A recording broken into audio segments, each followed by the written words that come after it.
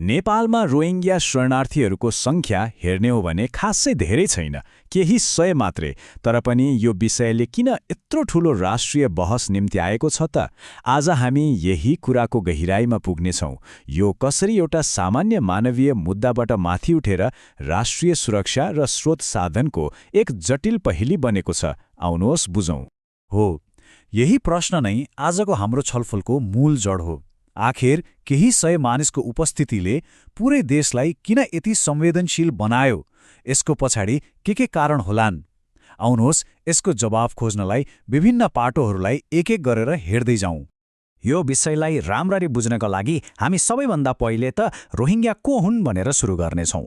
त्यसपछि नेपालमा उनीहरूको अहिलेको अवस्था कस्तो छ, यसले सुरक्षामा के कस्ता चुनौती थपेको छ, अनि सामाजिक र आर्थिक असरहरू के छन् भनेर हेर्नेछौँ र अन्त्यमा एउटा निष्कर्षमा पुग्ने कोसिस गरौँला।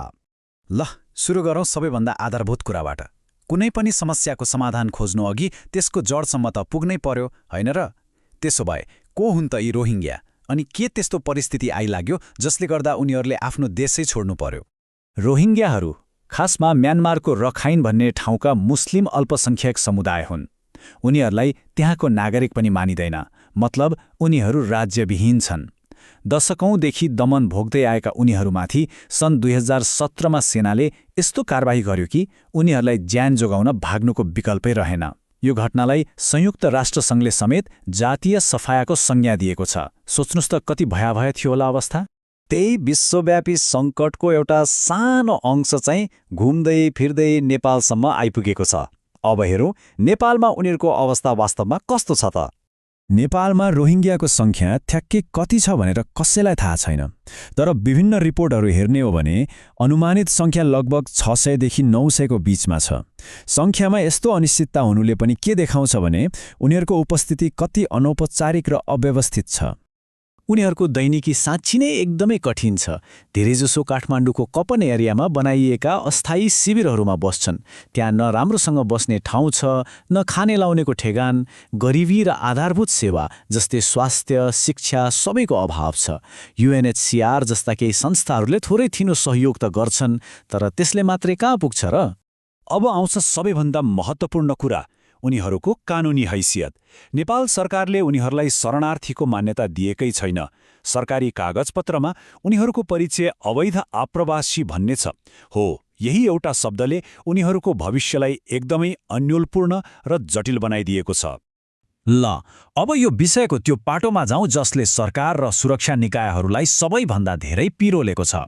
त्यो हो राष्ट्रिय सुरक्षा र सीमासँग जोडिएका चुनौतीहरू। सुरक्षा निकायहरूको चिन्ता पनि धेरैतिर छ। एउटा त नेपाल भारतको खुला सिमाना, जो पनि सजिलै आउन जान सक्ने। यो अवैध प्रवेशको लागि एकदमै सजिलो बाटो बनेको छ। अर्को, नक्कली नेपाली नागरिकता र पासपोर्ट बनाएर अरू देश जान खोज्ने घटनाहरू पनि देखिएका छन्। अनि सबैभन्दा ठूलो डर के हो भने कतै शरणार्थीको भेषमा कुनै आपराधिक वा अतिवादी समूहका मान्छेहरू त छिरेका छैनन्? यो कुराले राष्ट्रिय सुरक्षामा नै प्रश्नचिह्न खडा गरेको छ। यो भनाइले समस्या कति गहिलो छ भन्ने कुरा प्रष्ट पार्छ। हाम्रो खुला सिमाना त मानव तस्करहरूको लागि एउटा ट्रान्जिट पोइन्ट जस्तो पो बनेको छ। मतलब नेपाललाई बाटो बनाएर अरूतिर जाने। यसले गर्दा को, किन, कहिले देश भित्रिँदैछ भनेर निगरानी गर्नै लगभग असम्भव जस्तै भएको छ। र यो सुरक्षाका लागि एकदमै ठूलो चुनौती हो। सुरक्षाको कुरा त छँदैछ, तर यसको असर सामाजिक र आर्थिक क्षेत्रमा पनि परेको छ। अब हेरौँ न यिनीहरूको उपस्थितिले स्थानीय समाज र अर्थतन्त्रमा चाहिँ कस्तो प्रभाव पारेको छ त? आर्थिक हिसाबले हेर्दा यसले दुईतिरबाट दबाव पारेको देखिन्छ। एकातिर उनीहरू सस्तो ज्यालामा पनि काम गर्न तयार हुँदा यहाँका स्थानीय मजदुरहरूसँग सिधै प्रतिस्पर्धा हुन्छ। अनि अर्कोतिर सार्वजनिक जग्गा, स्वास्थ्य सेवा जस्ता हामीसँगै पहिलेदेखि नै कम भएका स्रोत साधनहरूमा थप चाप पर्न जान्छ।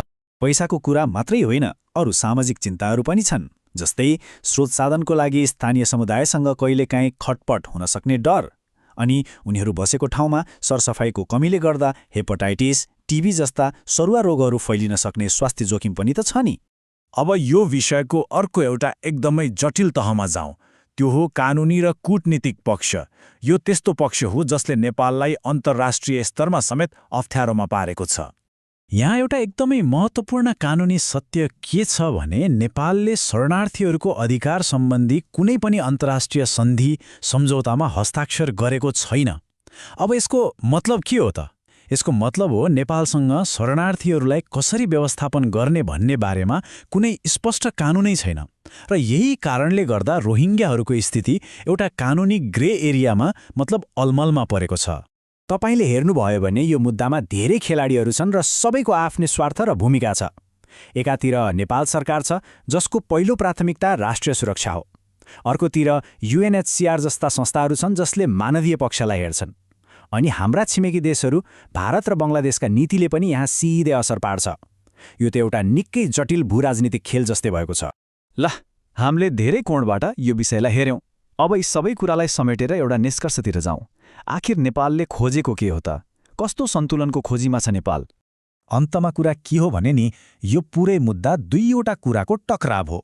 एकातिर छ मानवता, जसले भन्छ दुःखमा परेकालाई सहयोग गर्नुपर्छ, आश्रय दिनुपर्छ। अनि ठीक अर्कोतिर छ आफ्नो देशको सुरक्षाको चिन्ता र हामीसँग भएको सीमित स्रोत साधनको तीतो यथार्थ हो।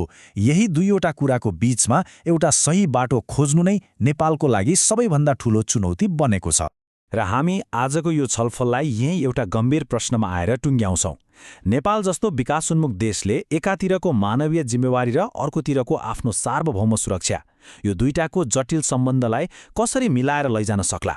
यसको कुनै सजिलो र सिधा जवाफ छैन, तर यो प्रश्नले हाम्रा नीति निर्माताहरूलाई मात्र होइन, हामी सबैलाई सोच्न बाध्य बनाउँछ।